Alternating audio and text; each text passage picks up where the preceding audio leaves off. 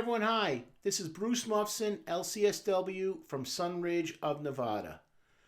Tonight, hey, we listened.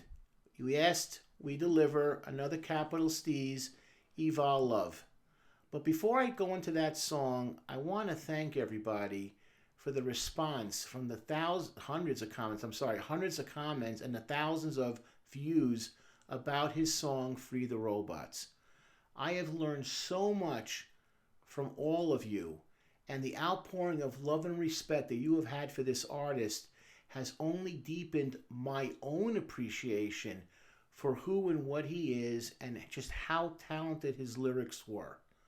I also want to thank people specifically who gave me information about his father's passing, which helped me understand him and his thinking more, and also for those commentators that talked about the sugar tax and put it in a clear context, which I didn't really understand at first, that it wasn't that he was upset about the sugar tax, but more about, hey, be aware of everything else that's going on. This is so silly compared to the crack epidemic that's ravaging my neighborhood.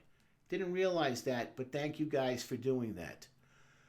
The biggest thing about this channel is that my thoughts have always been that we grow together and we learn from each other. Your comments to me have helped me do that. It's a culmination of what we've been trying to do for the last couple of years. It all came together like in a perfect synergy. And I want to thank you all for that because it helped me grow. It helped me understand him. And thank you all for letting me be part of this journey and to be part of that. So thank you again. Before I get into the song, I just want to clarify that I'm going to break down only the lyrics that I found clinically poignant to me. So we're not going to do every lyric, every verse, but only the things that I found interesting. So here we go. When you listen to the song, what comes out right away is that it's almost like he's, it's staccato. It's very angry. It's like, listen to me, listen to me. But how does he set that up? He uses a snare drum. And it's like that dun, dun, dun, dun, dun, dun, dun. And it's the cry of listening, be focused, hear what I'm saying, focus and pay attention. Now, we go in verse 1 and it goes, they never call it till they see that you're moving. Such a great line. Nothing happens in life, guys, unless you create a reaction. You have to move forward. You cannot stay still. Always move forward. Okay, then. And since I got my meal ticket, don't nobody want to turn me down. And before you would have thought that it would hurt to smile.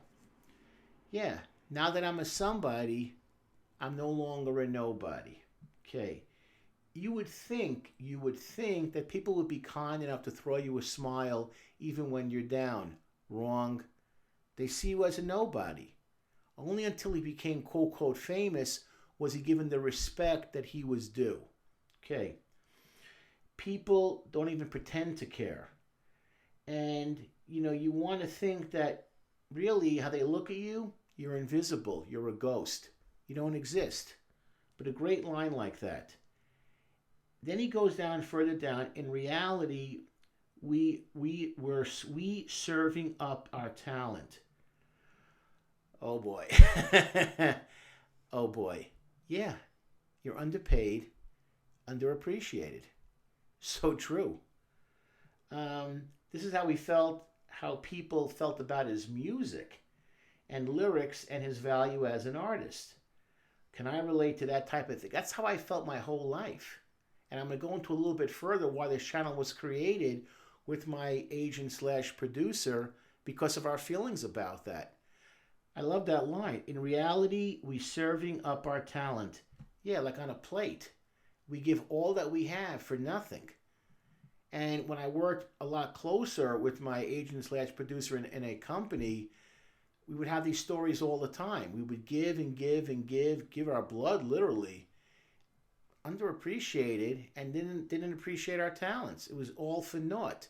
So I love that line that he put, and it tells me how his thinking was evolving, trying to make this song and seeing all that was going on around him with the record companies, his friends, Joey Badass. All it was kind of coming together for him. Now, then it goes like this. This damn nation is ran by sinners still. Middle finger to your pastor and your minister. Wow. It's his war cry. And it's his call to arms. It makes sense now how he felt about organized religion and the political establishment in his life. They were paying at best lip service to the problems and the carnage that he was seeing firsthand. You're expecting people in power and authority to look out for other people, but often you're disappointed. And he was saying, I'm seeing it and I'm not happy. And even though, he grew up, I'm sure, with the church, he didn't find it appealing anymore. It wasn't meeting his needs. And he talks about it. And he talks about it on a first-hand basis on what was going on in his neighborhood. It takes a kamikaze to make any real change. I'm saying this now, and learn this now, okay? Take on any kind of political order and a religion you have grown up with and say that I'm done. I get nothing out of it. I'm moving forward. We need change, and all that we're really doing is pretending and talking. We're just talking the talk. We talk the talk. We never come close to walking the walk. The reason why his words and lyrics resonate with me so much, this is how I want all of you to think. Make change in your life on a positive level. You got to rally against authority sometimes. I don't say you should be a sheep and just accept things. And when people protest, as long as they're doing it for the right reason and they're respectful, you should protest. You shouldn't just sit by and let the order dictate things to you. Don't be complacent and passive, and only be making changes in your own life will you make changes in those around you. That's my point. When you start making changes in your own life to go forward, finish school, get a job, save money, think things differently, go into a new career, be involved, only then do you create ripples for people around you to pick up your strength as well. I want to clarify something also, how his words kind of resonated with me and really kind of affected me, is that this is why our own channel was created, quite frankly. It's been almost now 5 years. I sat down with my agent / producer, though at the time I didn't know what his role really was going to be, and we talked. And we talked about our message and our vision for bringing therapy to the world. We've seen now in the last 2 weeks of our live streams getting country after country coming online. People from across the United States, East Coast, Midwest, West Coast, from Botswana to Iceland to New Zealand, Venezuela, all over. I could just go country after country. We've made it. But there's so much more for us to do, but only because we said we're fed up with the system as it is, we want to change it. We want to be outsiders. And it started out with one video, and I think tonight is going to be 130, 131. Started with one video, now it's 131. No one got us. No one got our ambition. I talked to hundreds of people. I thought I was crazy. I thought it was, oh, nice idea, nice idea. It was kind of like patronizing. I get what he's coming from about the patronizing attitude. Didn't take us seriously. But now we've been able to impact people around the world. Our message to our listeners and to our viewers is that if we can do it, so can you. That's my point. Then I want to go with this on verse 2. The smile ain't the same no more. I looked up and the sky ain't the same. The sky ain't the same no more. I looked up what the meaning of life was and ended up with a fake smile and a light buzz. And you get cold. You get bitter and you get jaded and you realize just how fake so much of life really is. This is why he turned to mysticism, to numerology, astral projection, and the Indian chakra system. Conventional norms were no longer interesting or meaningful to him anymore. I got it. Now I got it because now I get it. Message to adults. If you don't give people what they need, they will find it themselves. If you don't create fairness, if you don't create real justice, if you don't create growth, if you don't promote friendship and growing forward and a sense of idealism that's joined together by everybody, regardless of their skin color, sexual orientation, people will find it themselves. It's like, water going through cracks. If you don't create a place for the water to go, it will find its way someplace else.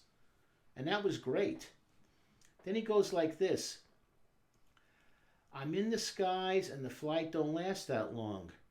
They said you're looking good. I'm glad to see you happy, dog. They clueless. I'm emotionally damaged. A lonely little bastard still growing as a man with intentions of only common intentions. Wow. I am faking it. I'm faking it. You look good.